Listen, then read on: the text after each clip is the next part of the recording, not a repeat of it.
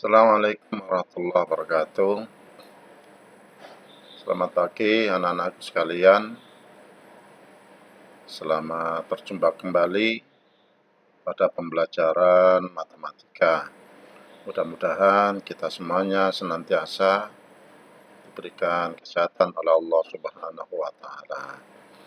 Jangan lupa anak-anakku, di masa pandemi seperti sekarang ini selalu jaga kesehatan, selalu jaga protokol kesehatan, laksanakan, selalu pakai masker. Anak-anakku sekalian, untuk pembelajaran hari ini kita akan belajar tentang statistika. Beberapa minggu kemarin kalian sudah mempelajari tentang peluang suatu kejadian. Nah, tolong materi yang sudah dipelajari kemarin ya, dibuat catatan. Nanti pada saatnya akan saya tanyakan catatan kalian. Mudah-mudahan kalian bisa mengikuti pembelajaran ini dengan baik. Untuk kali ini kita akan belajar statistika. Nanti kalian bisa melihat modul ya tentang statistika. Nanti akan saya share di Microsoft ya. Nanti kalian buka. Tapi sebelum kalian buka modul itu, kita pelajari tentang statistika. Ini modulnya sudah saya buka. Apa sih statistika itu? Intinya statistika itu adalah suatu ilmu yang mempelajari cara-cara tentang pengumpulan data. Banyak kita gunakan dalam kehidupan kita sehari-hari. Kalau kita masuk kantor, di situ ada diagram atau grafik atau semacam ya yang paling populer kalender ya. Itu salah satunya adalah hasil-hasil daripada statistika. Jadi intinya statistika itu tentang pengumpulan data. Data itu ya bisa kalian baca di modul kalian, ada sifatnya data kuantitatif. Data kuantitatif itu adalah data yang berbentuk angka atau bilangan. Nanti dibagi menjadi data cacahan. Ya, data cacahan, data yang diperoleh dengan cara membilang. Misalnya data tentang banyak anak. Jadi dihitung satu persatu. Ada data ukuran. Data yang diperoleh dengan mengukur. Contohnya ukuran sepatu, ukuran baju, tinggi badan, berat badan. Nah, itu diperoleh dengan mengukur. Ya. Macam yang kedua adalah data kualitatif. Ya, data kualitatif itu adalah data yang berbentuk selain bilangan. Bisa jenis kelamin, bisa warna kulit, ya, bisa status sosial dan sebagainya. Itu adalah data kualitatif. Nah, data-data yang sudah dikumpulkan itu harus disajikan, ya, harus diolah. Karena percuma data itu kalau dikumpulkan saja dalam bentuk angka atau dalam bentuk kategori yang selain angka, terus tidak diolah, maka tidak ada fungsinya. Karena apa? Statistika ini hubungannya dengan suatu penelitian yang tujuannya adalah untuk memecahkan suatu permasalahan. Nah, penyajian data itu ada yang dalam bentuk tabel. Dalam bentuk tabel, nah, seperti ini contohnya. Dicatatkan dalam bentuk tabel. Ada baris yang ke kanan ini, ada kolom, kota, cuaca, suhu, kelembapan, itu kolom. Ya. Nah, jadi dinyatakan dalam bentuk tabel. Nanti bagaimana cara membuat menyajikan data dalam bentuk tabel, nanti kita akan pelajari. Nah, ada macam kedua penyajian data dalam bentuk diagram. Dalam bentuk diagram semacam ini atau semacam ini gambar, ya. Nah, ada yang ketika dalam bentuk dalam bentuk diagram itu ada namanya diagram batang seperti ini. Ada yang bentuk diagram garis, ya. Diagram garis itu seperti kalau kita dinyatakan dalam koordinat kartesius, ya. Ini contohnya. Ini diagram garis. Ada diagram lingkaran. Diagram lingkaran. Nah,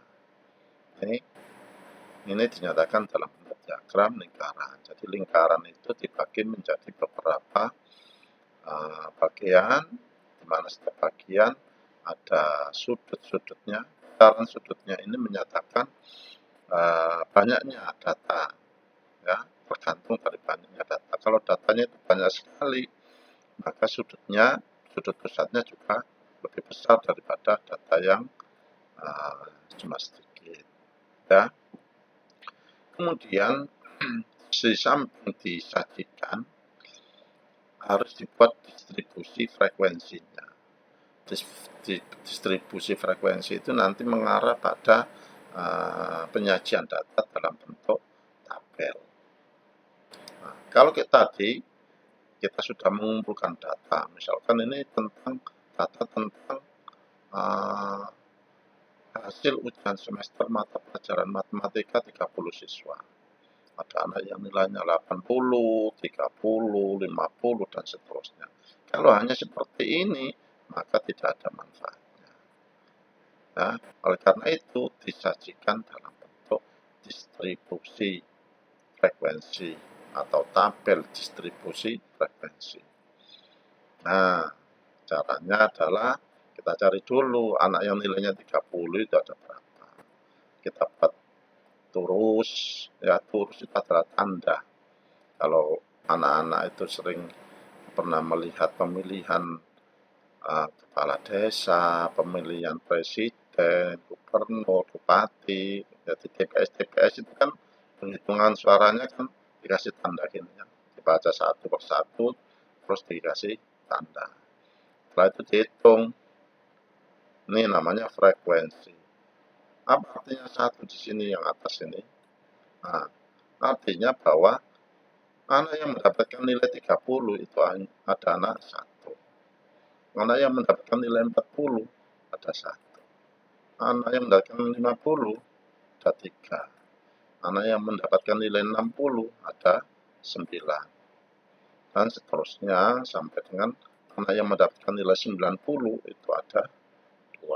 Ini dinyatakan dalam tabel distribusi. Tabel distribusi frekuensinya distribusi tunggal. Tunggal itu apa? Ini datanya ini mewakili dirinya sendiri. 30, 40, 50. Ya, nih. Nanti distribusi data berkelompok. Tadi datanya kan hanya 30, 40. Yang ini sudah dikelompokkan. Nah, ini data tentang panjang benda. Ya. Jadi dikelompokkan 71 sampai 80. Ya, ada 2. 81 sampai 90 ada 4. 91 sampai 100 ada 25 dan seterusnya. Nah, dari tabel distribusi data kelompok ini ada bagian-bagiannya. Pertama, kelas. Kelas adalah interval suatu data yang memuat beberapa data. Di tabel ini, mana yang kelas? Nah, ada 6 kelas. Kelas pertama 71 sampai 80. Kelas kedua 81 sampai 90 sampai terakhir 121 sampai 130. Ada yang namanya batas kelas. Nah, ini batas kelas. Batas kelas. Pada setiap kelas nilai terkecil disebut batas bawah. Ada batas bawah, ada batas atas. Nah, Nih, kelas ini 91 sampai 100. Kalian pada kelas ini nilai terkecilnya 91, nilai terbesarnya 100. Jadi batas bawahnya 91, batas atasnya 100. Ya. Nah, seterusnya ada batas kelas, ada topik kelas, ada panjang kelas. Nanti kalian pelajari ya di situ ya di modulnya. Ada namanya titik tengah kelas. Titik tengah kelas itu adalah separuh dari batas bawah ditambah batas atas. Ini titik tengah kelas. Nah, jadi kalau misalkan ini, nah, kelas 121 sampai 30, mana titik tengah kelasnya? Ya ini dijumlahkan 121 tambah 130 berarti 251 dibagi 2 ya, dibagi 2 berarti 125,5. Nah, itu nanti titik tengah kelasnya. Setiap kelas pasti ada titik tengah kelasnya, yaitu tadi caranya batas bawah ditambah batas atas dibagi 2. Itu nanti kita pelajari nanti pada saat pembelajaran selanjutnya. Nah, nanti kalau sudah semua, nah, kita akan menyusun tabel distribusi frekuensi. Tabel distribusi frekuensi itu ada beberapa langkah ya. Menentukan nilai data terbesar, kemudian menentukan nilai data terkecil, kemudian menentukan jangkauannya atau ringnya atau rentangnya.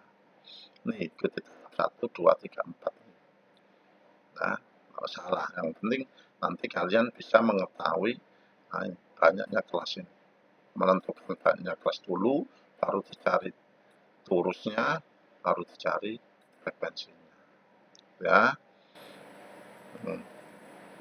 Contoh, ini ada data sebanyak ini, 40 data ini, ada 157, 149, dan seterusnya. Bagaimana membuat tabel distribusi frekuensinya? Nah, langkah pertama adalah banyaknya data ada 40. N berarti N kecil, simbolnya N 40. Data terkecil 119. Cari di sini hitung terkecilnya itu berapa.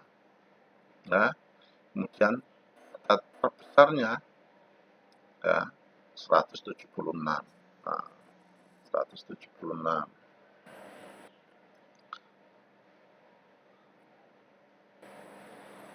Kemudian di rentangnya berarti 176 dikurangi 119.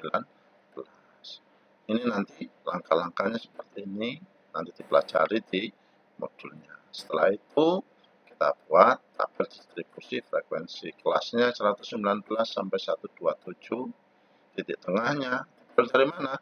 119 tambah 127 bagi 2, 123. Turusnya ada 3, berarti di kelas ini nilai antara 119 sampai 127 itu ada 3. Ya. Jadi sementara itu dulu sampai pada cara membuat tabel distribusi frekuensi. Tolong untuk pembelajaran hari ini cukup itu saja. Jangan lupa dibuat catatannya di buku kalian. Terima kasih. Pesan saya jangan lupa ya, meskipun dalam kondisi seperti ini tetap belajar, pantau apa yang diberikan Pak Pesori. Ya, materinya setiap ada jadwal pembelajaran matematika. Terima kasih. Nanti kalau ada apa-apa bisa menghubungi lewat grup kelasnya masing-masing. Saya akhiri. Assalamualaikum warahmatullahi wabarakatuh.